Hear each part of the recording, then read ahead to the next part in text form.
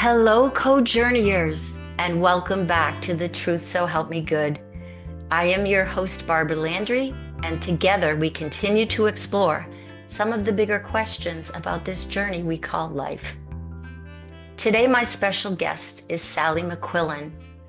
In her debut memoir, Reaching for Beautiful, she shares her heart-wrenching journey through the loss of her 21-year-old son, Christopher, with courageous vulnerability. She takes us deep into the pain of grief, and in so doing, teaches us how love triumphs over pain, how love transcends fear, and how love never dies. Reaching for Beautiful is a must read for any parent who has lost a child, is raising a child from the edge of their seat, or whose family struggles with addiction. Sally is a psychotherapist in private practice, specializing in addiction recovery, grief, and trauma healing. She and her husband live on the North Shore of Chicago, where they raised their 3 children. Welcome, Sally. So good to be with you, Barbara. I could listen to your voice all day. I find it to be very soothing. Thank you. Thank you.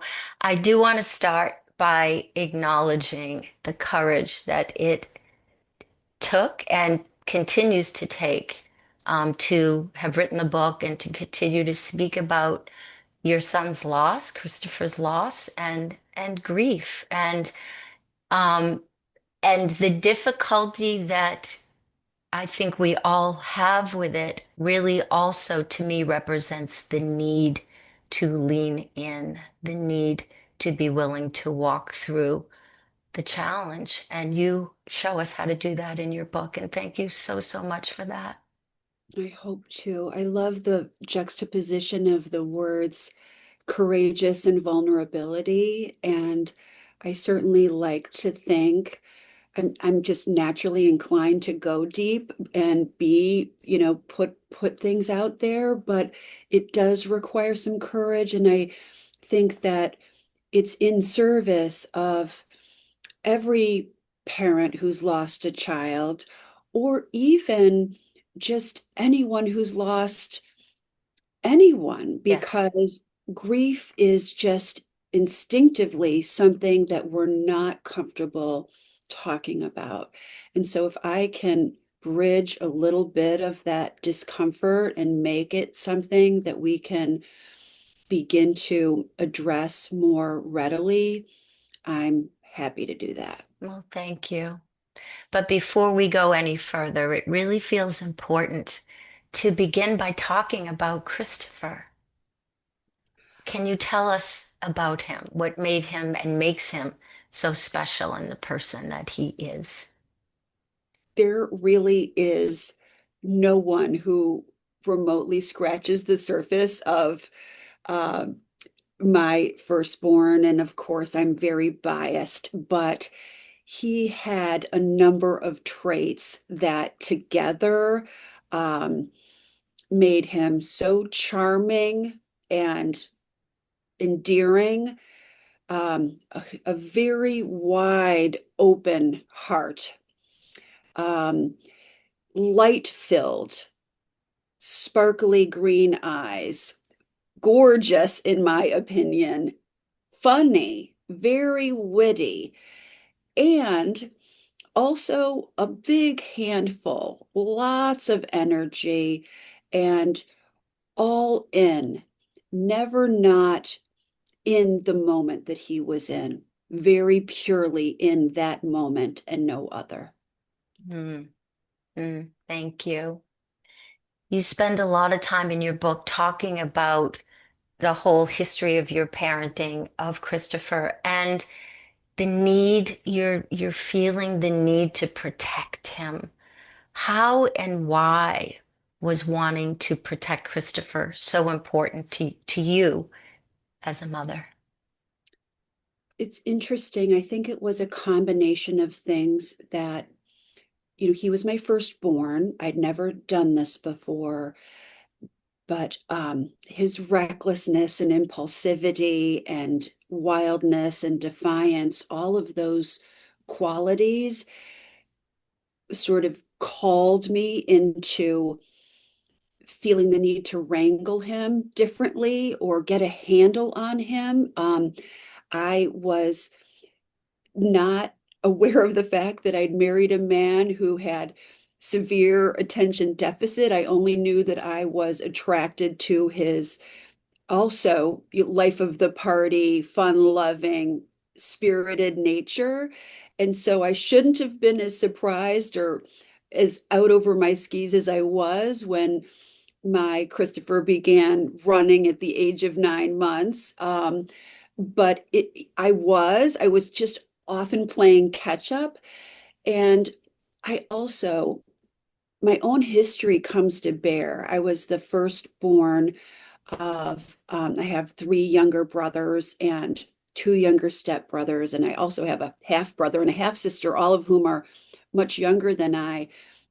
I took my responsibilities seriously. And I certainly took the responsibility of being a mother seriously, such so that I felt maybe extra compelled to keep my child safe. So, can you talk a little bit more about what made Christopher so challenging to raise as a child, and what made him so easy to love? Yes, I mean he was. I wished I'd had a GPS, back when I think iPhones, weren't yet invented, and there were all sorts of applications that didn't exist. And at some point in time, there was this find a friend application that the kids could maybe, now there's some sort of like world view where you can identify exactly where your children are on the map. But my kids were not even at the point at which that became a thing, they were disinclined, and I didn't force them to plug in with me. Um, but I'd always said, oh, if only there was a little GPS chip inside him, because Mhm. he wanted more than anything. He was so social that he wanted to be with his friends 24/7. So that too prompted attempts to rein him in, track him down. Um, there was sort of an endless amount of uh-oh, what did he do, what trouble did he get into now, and even from the beginning, um it was emergency room visits. It was, I'd taken my eyes off of him for a split second, and he was, climbing up the outside of the banister and falling down. It was just kind of like this, which put me in and probably tapped into a pre-existing fight or flight energy that I might have already been operating under. Um, so I think that that was what made him challenging. But it's funny because in retrospect now, I say that all of the things that made him challenging and wild, and he didn't, if you told him to do something, unlike many children, he would immediately question it, and it was so funny to me because I remember being a substitute preschool teacher when my three children were getting older, and having them sit still in my lap to read a book and telling them to go, could you go pick that up and put it on your shelf, and having them actually comply, and thinking, oh boy, I have quite a different experience on my hands. And but loving you all the more because you're keeping me on my toes. Right, right. It makes me wonder about the relationship between fear and control, because those seem to be themes also in the book and in parenting, right? Fear and then this desire to want to have control. And I know from having read the book that that was something you learned about through your process of grief and loss. Clearly, that is one of my greatest life lessons that Christopher taught me, both in life and since death. The importance of actually really recognizing the fear that I was holding. And as a therapist, I have some degree of consciousness around this, but I really needed to learn the hard way that I didn't have the power to control. And I really needed this pretty um, intense example to illustrate that I didn't have a lot of control. And my husband was working as a car dealer and he was working, 12 to 15-hour days and working on Saturdays. And I was in overwhelm. And I do think, one of the things that I talk about in Reaching for Beautiful is the thread of addiction and the thread of trauma that's related to addiction, because I grew up with a father who was an alcoholic and who was volatile and frightened me as a sensitive little girl. And so I think that stayed in my nervous system. And so when I had a child who, fast forward, I was concerned was going to develop addiction of his own, which wouldn't have been too crazy to anticipate because I also developed a problem with drinking and stopped drinking at 25 and married a man who's in recovery himself. But of course, naively didn't appreciate the power of genes when we were having our children. But that all kind of fed in and fostered my inclination to try to control things in response to holding the fear that I had. Right. And so, thankfully, through self-help meetings and communities of support and seeking help from my own therapist, even when Christopher was here and when we were navigating his addiction, I was getting a whole lot of encouragement to put my oxygen mask in a way where I was getting grounded, where I was taking care of myself so that all of that wasn't driving my parenting. Right. And what a process that is to begin to work on that. Right. Because in some ways, we, as fearful parents, anxious parents, project that onto our children. It's hard not to.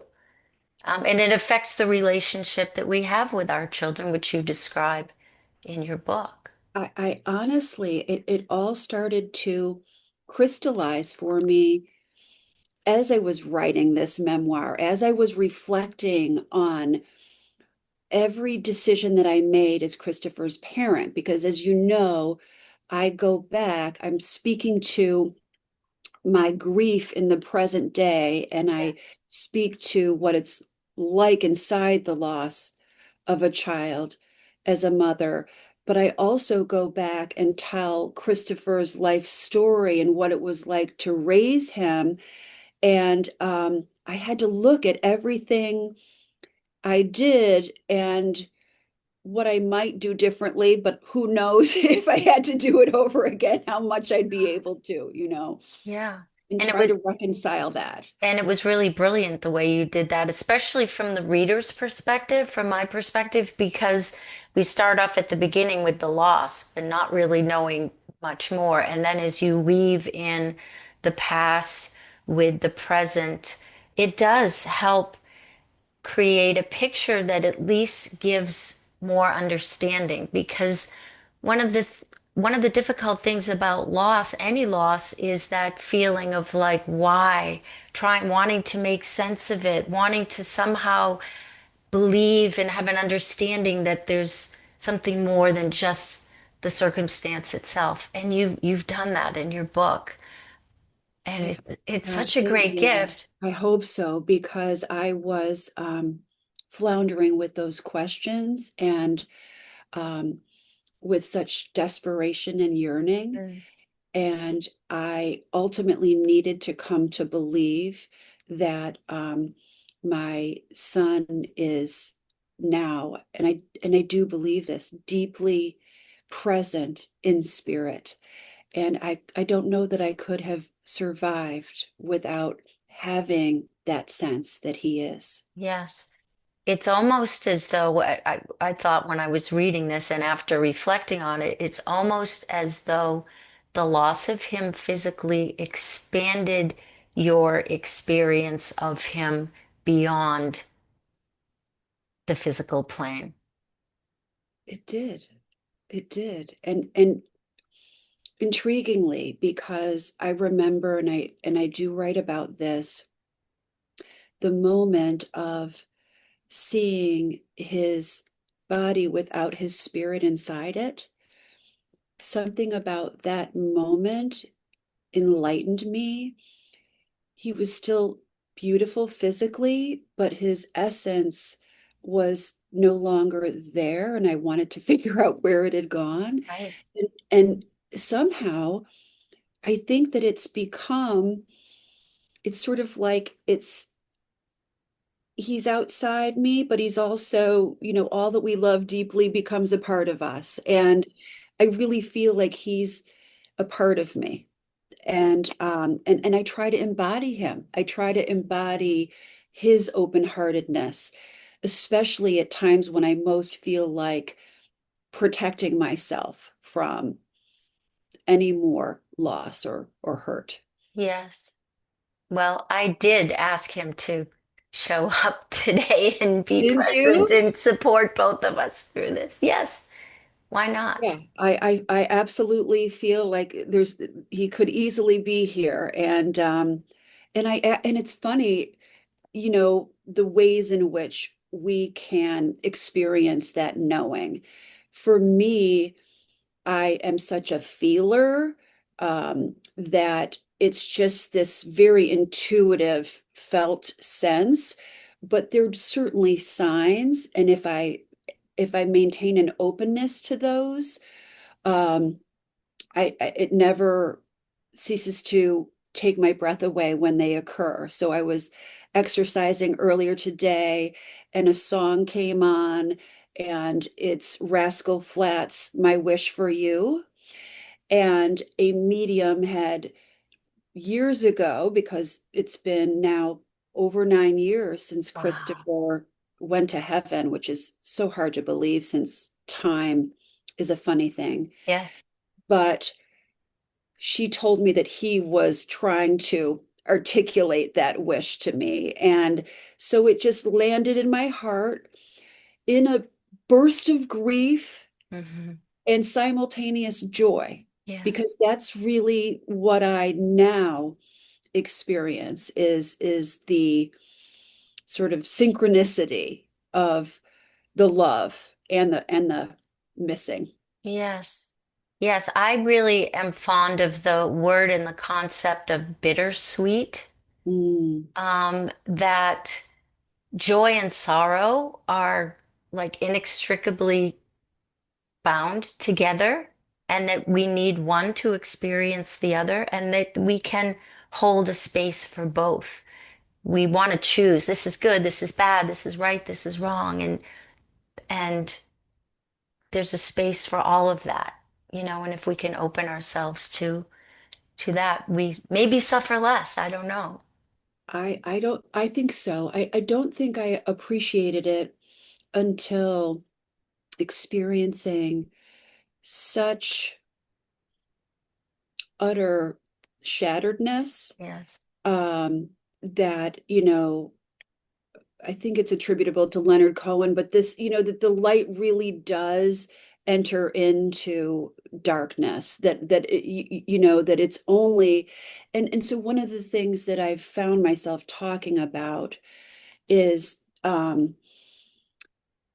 attempting not to, even though it's such human nature to begin to encounter pain and then attempt to fight it and push Right, it away. right. Um, and frankly, I don't think I could have pushed it away if I tried. I was saturated with it in such a way that I cried relentlessly for years. Mm. But I also then was available to the those flickers of light that Right, over time grew, and I felt like Christopher was granting me permission to and wanted me to experience joy. right,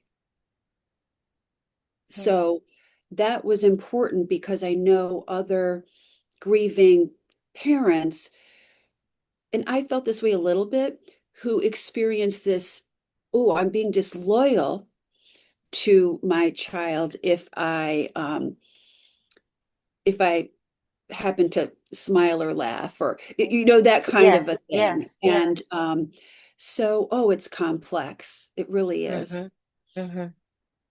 The other thing you talk about a lot in Reaching for Beautiful is the pain associated with isolation. You talk about neighbors and friends and people literally like backing away when they see you coming. Why is it, do you think, that the death of a child is so isolating? There were a couple of reasons, and I understood this even in early acute grief, but it didn't make it less challenging for me. I knew that I was a walking representation of, and I don't think I knew that it was universal, but every parent's fear, even when the stakes were, I kind of teasingly said, well, Christopher had three near-death accidents even before we lost him at the age of 21. But I know plenty of parents where they haven't been given any reason, any sort of evidence or, you know, to support being fearful that something could happen, but something could happen, and I think that I represented that awareness. It's sort of like it brings it closer to home, and naturally, none of us want to have our eyes land on someone who's suffering that way. And so the inclination is to retreat. It's also to think in terms of, I don't want to bother that person. Um, and I won't know what to say. And this is awkward. And so I think I'll just retreat. But as a griever, as a sensitive person, um, as someone whose love language is, um, any number of things to include acknowledgement, when someone is willing or courageous enough to just approach a grieving parent or a grieving spouse or a grieving child or whatever it is, or sibling, there's something really beautiful that happens even in, and it could just be a quick dipping in to acknowledge. um, that's so powerful to me that Mhm. that's really all I could have used in certain instances, Right. because essentially grief is a very lonely road, you Yes. know. And I really appreciated you mentioning some of those things in the book, like for example, wanting to talk about Christopher, like people being afraid to ask. And I've heard that before from other grieving parents where people stop talking about their son because for all the reasons you just described. So there's an opportunity here to help people out by sharing with us what are some of the things to do and say when someone is grieving, because I know I struggle with this myself. You're afraid you're going to say the wrong thing. You're afraid you're going to mess up. So how, teach us here, what can Help us Yes, out. and it's so understandable. And I don't ever want to come off as if there's any bitterness around this, because I myself have been in the position preceding losing my son of not knowing what to say or do, and thinking I was bothering someone and Right. walking, away. But I do love the idea of, Brene Brown's empathy versus sympathy. Yes. um, there's certain times that people will say things because they think they have to say something that connects them to it. So they might say, well, I know what that's like, or or they might say, it's uncomfortable to see someone. And you know what? It was interesting. We recently had the opportunity, my husband and I, to support some newly bereaved parents upon the loss of their son. I was very aware of how much I wanted to make it better for them. Yes. Yes. Oh, did I want to take this away? It was almost unbearable even to bear witness to it. And Yes. so again, I can't help but understand that it might require some pacing. The other piece of this that I think is perhaps unique to losing a child is that I will always, for the rest of my life, be in some degree of grief. It's an undercurrent in my life. Yes. At any given moment, it could overcome me. Um, and so it would be great if someone, outside of someone who's interviewing me, were to say, oh, let's talk about Christopher, or would be willing to put up with me sharing something they've already heard before, because there's a limit to the Right. stories I can tell, or Yes. or just giving me those bragging rights because as an act of kindness. And but not in a pitting way, because there's something about that sort of sympathy thing that Yes. is also more alienating. Right. Right. Yeah. I love that Brene Brown little YouTube video, the animated one, and Isn't it just, it says so yes. much. Yes. It says so much. And I think, as you alluded to, that sympathy comes from a place of wanting to fix. And it's more about us. Okay, we want to feel better in this situation. So what can we say to try and make it better because it's really uncomfortable? Whereas empathy, and I just want to point this out because I think this is really important for people to hear and think about, is that our presence, we as human beings have a state of being that is healing, and that our presence in that state of witnessing, of just being there, is in it of itself enough. Oh, a huge gift. This bearing witness, this Yes, entering into the darkness.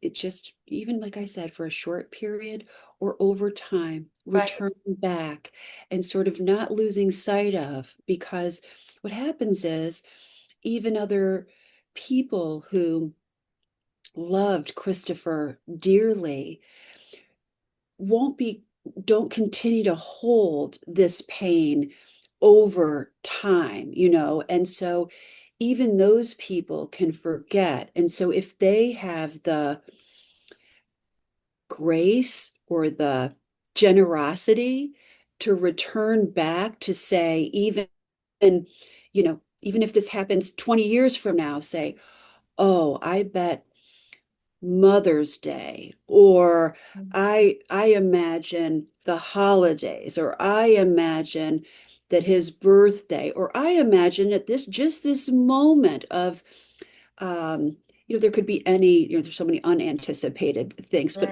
Yes, to have that kind of consciousness around it, yes, wow. And we've been fortunate that way. Lovely friends who had this willingness. Mm. But it's not easy to do. Well, it's about maybe it's complicated, I'm sure, but getting out of our heads. We get in our heads. Right. And it's Right. like we said in the introduction, like you've said in the book, how love overcomes all these things. If we can just lead with love and get rid of sort of the busyness or quiet the overthinking and what if this or what, and just sort of access the feeling of the So consciousness of right. love, Hmm. then that allows us to act from that place rather than the worry of being in our heads, hopefully.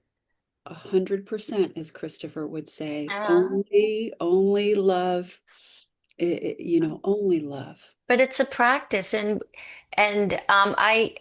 it's something to be conscious of, what was the other quote you gave from him about just love? Life is beautiful if you just let it be, or something to About a that effect. month before he passed, I couldn't believe it. He was on Twitter and he had tweeted, unbeknownst to me, and he had tweeted, "Life is honestly so beautiful as long as you allow it to be." Yes. And I now wear that on, Oh, my bracelets daily, and it has become such a mantra, because I do think that healing and surviving and moving through grief such as this has called upon me to be much more conscious and deliberate about the choices I'm making. I don't want to succumb to too much self-pity. I don't want to succumb to um, self-torture, or guilt.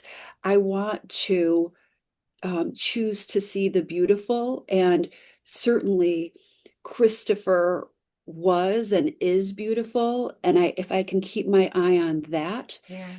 that helps lift me up. Mhm. Mm.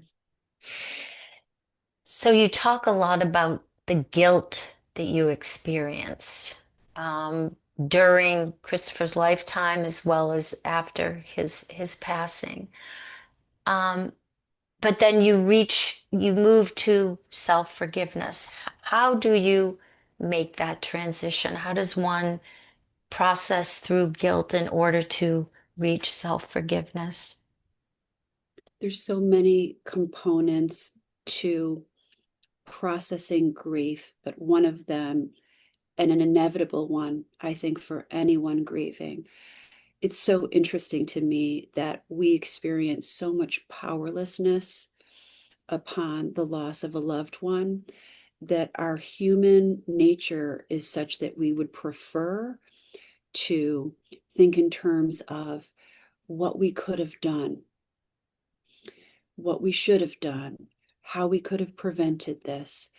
And, as if I'd forgotten, which I had, that I have so little power. Um, this is a place where if I'm blaming myself, then it gives me some degree of agency where I otherwise don't feel like I have any. But so it's tempting, it's universal, it pulls us in. It pulled me in, and the whole nature of grief is that it ebbs and it flows. It's so cyclical. So there's so many things that you kind of you think to yourself like, oh, I don't think I think I've come out of guilt. Oh no, now I'm plummeting right back into it. And um, especially as a mother who certainly took that job seriously to keep her children safe, and of course we're all meant to keep our children alive. um, I felt I'd failed, and I needed to forgive myself. And thankfully I had, the blessing of steps to help me formally make amends to myself and to Christopher.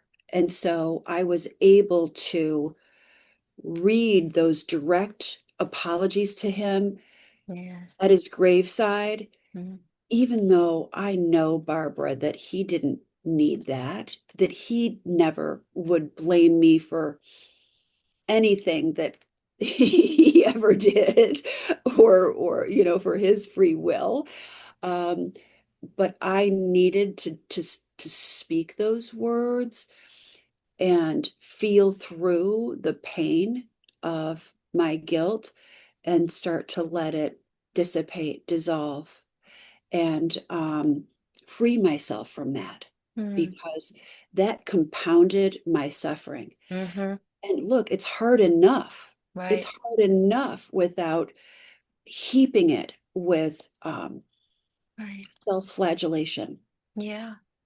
So, how did you find the strength to go on to get through all of these different layers and complexities and Christopher gave it to me. yeah. Yeah, he became my, um, he'd given me, I write about this, he'd given me a necklace for Christmas. So, just days before he passed, that he'd picked out for by himself. And it was a tree of life. And I held on to that talisman from him, um, and literally sort of envisioned, pictured. I needed to have a visual I needed to have all of my senses engage with this reassurance that um, he was, sort of the roots that were helping to tether me to the ground, because the day he passed and the trauma of that experience, it shook me to the core, and I felt like I was free falling. So I really relied on him, and and my higher power, whom I choose to call God. Christopher became such a conduit for me to remember that God is good and that all is well. And I needed to continuously sort of just tell myself that and Mm, have him whisper it in my ear. mm, mm. I love that. I love that. Um, can you tell us how the process of writing the memoir helped you to navigate grief, process emotions, find healing? Because these started as like journal entries, right? Yes, So yeah. so you didn't know when you first started that this is where you would end up in No, I terms of had the book. no idea what kind of a journey writing a memoir would be, nor um, all of the gifts along the way, what they would, the unanticipated, beautiful gifts of sort of also living like Christopher did, which was, sort of, okay, Sally, you've been writing these you've been texting as if to him to get connected to him. Um, what if you put these journal entries into, what if you began to write a memoir that could help others? And and lo and behold, and why don't you just go to a writing retreat, and Right. spend the money? There's just a lot of sort of like things I never would have otherwise done, and who cares? I almost like, this is my permission slip. I'm gonna, seize the day. Right. And so yeah, months after losing Chris, I landed at a writing retreat with a friend hosting it, who then encouraged me to turn it into a memoir. And I met other women who were also writing traumatic stories and memoirs, and then we were connected. So I got to connect to Christopher. I got to connect to new friends. I got to connect to my feelings on the page, and I got to move and process through some of these things that I could identify through writing that needed to be moved through. Yeah.